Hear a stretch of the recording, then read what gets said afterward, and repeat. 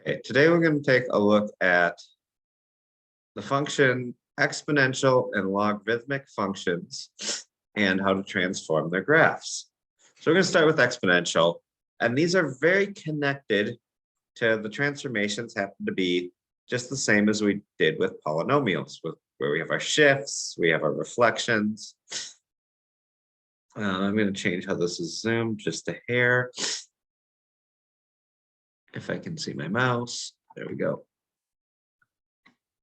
And so we're going to talk about just moving them around. Okay. And we're going to start with exponentials because you've probably been a little bit more familiar with exponentials. So I'm going to add a function here, and I'm going to do a couple of transformations. G of x equals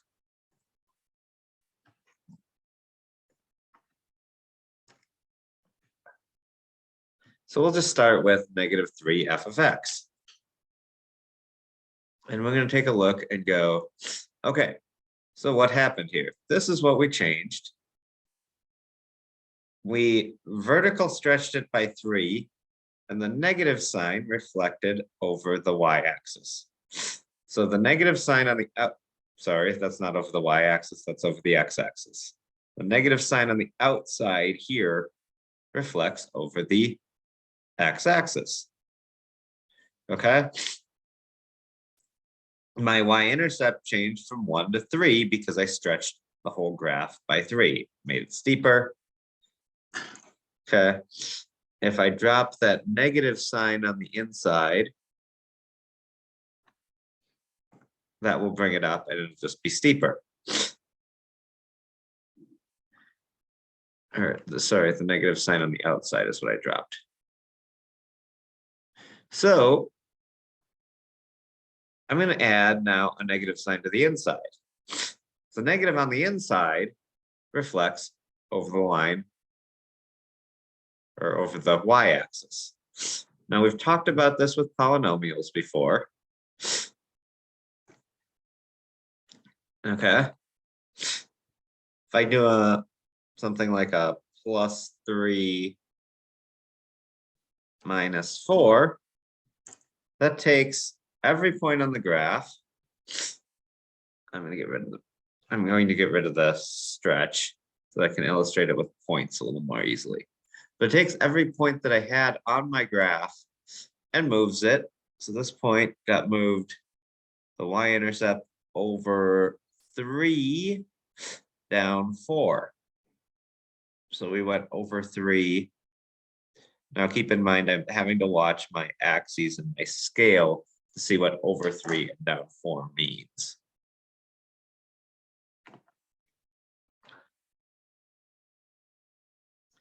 So each one of these here going horizontally being half and vertically being 1. So I went down over 1, 2, 3, and then down 4 with that point. I can take this same point, another point here, 2, 4, go over 3, 1, 2, 3, and down 4. I hit that point. 3 should be 8. This should hit a point as well. Over 3, 1, 2, 3, 4, down 4. Oh, that one hit that point. Okay, so all my transformations are happening. Now, one thing that's a little different. I cannot just add a negative here and expect it to reflect over the axis and have the same transformations. If I want to have my shifts just don't look the same, do they? This point didn't go this way and over here. If I want that shift to be the same, I need to have parentheses here. Okay, so my minus inside, if I want my shift rules to be the same, needs to be in front of a parentheses in my f of x.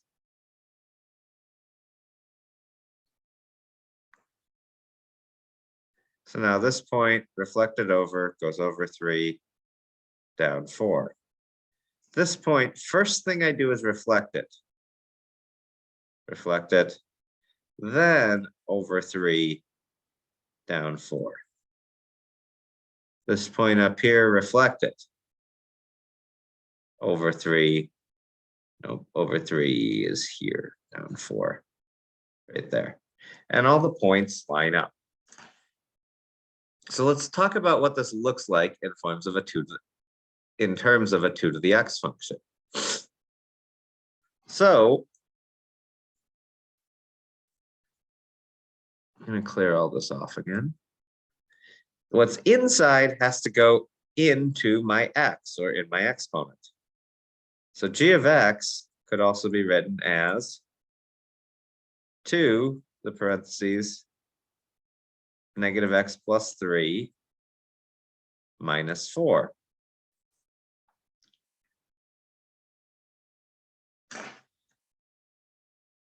If I want to scale that up a bit, I can make h of x be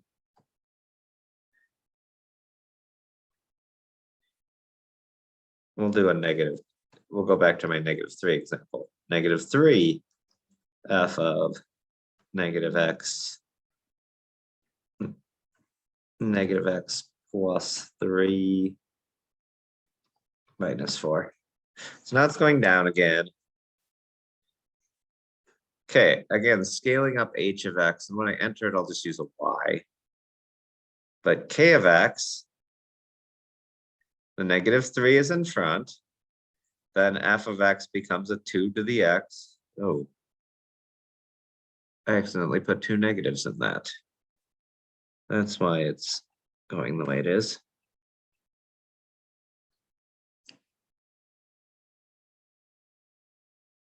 Two to the negative x plus 3 minus 4. And when I enter that, I should get, when I enter k of x, I should get something sticking. I guess that's h of x, it's not k of x. When I enter it as, I'm going to enter it as k of x. So k of x and h of x are going to be exactly the same thing, because I just took h and put it into equation form versus function form.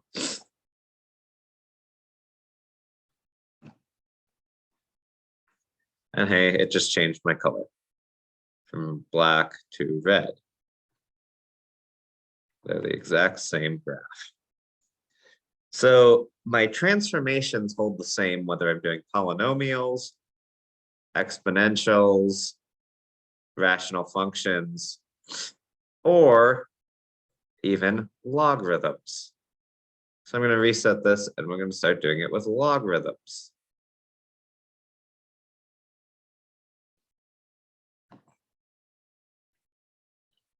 So all I'm going to do here to start with, we'll hide some in a second,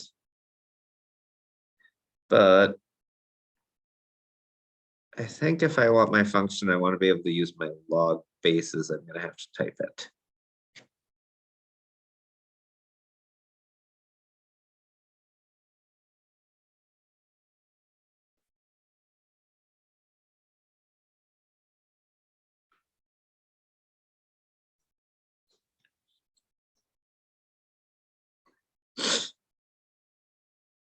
I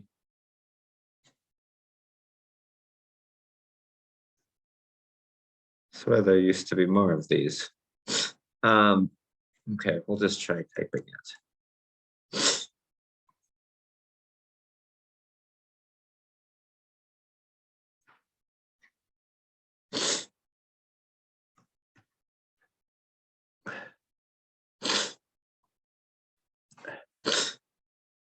Okay, so this did do a log base 10.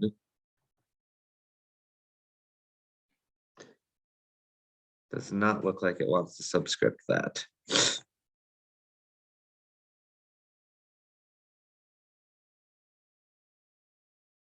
They have definitely, and they've changed this since the last time I used it. Oh, there it is. Under calculus. So we're going to do a base 2, so it's an inverse of 2 to the x. So if you want base 10, you can just do base 10, but for an inverse, notice my key point on my original one. I'm going to put 2 to the x in here.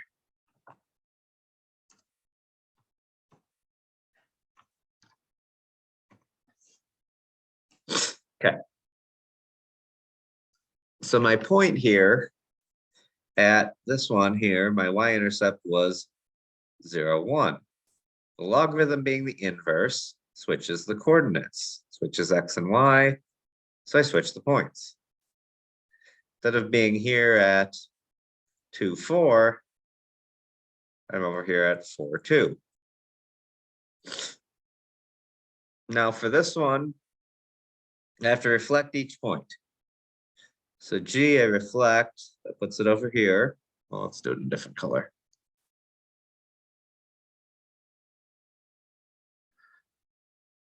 So then reflect this across, the inside negative reflects across the y-axis. Now I'm going to move left 3.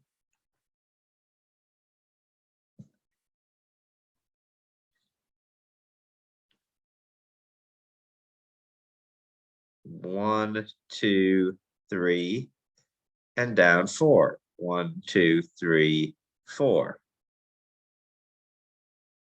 Okay, I'm looking for the purple one, so I've got it right there. I'll take this next point, reflect it across. So instead of being 4, it's -4. I'll then move it over 3. 1, 2, 3, and down 1, 2, 3, 4. And there, it's right on my graph. With this one, I reflect across, multiply by -3, which doesn't do anything to a 0 point. Shift left 3, down 4, and that's why the black is on the same thing. This one, though, I shift across. I multiply this point at 2, multiply the y coordinate 2 by -3, that's -6. And then I shift left 3, down 4. Left 3, down 4, and I actually end up down here. So this one again, this one flipped it over the axis like this one, and it flipped it across. Now, when we did our shifts, we also moved our asymptote. For our logarithms, we have a vertical asymptote initially right here on the y-axis. Well, when I shift right 3, I also move my asymptote right 3. Now, flipping over the axes and shifting vertically doesn't move my asymptote because it's a line. And all the flipping has to happens before we actually do the movement. So the asymptote only moves with this horizontal shift. So that's a little bit about transforming logarithms and exponentials.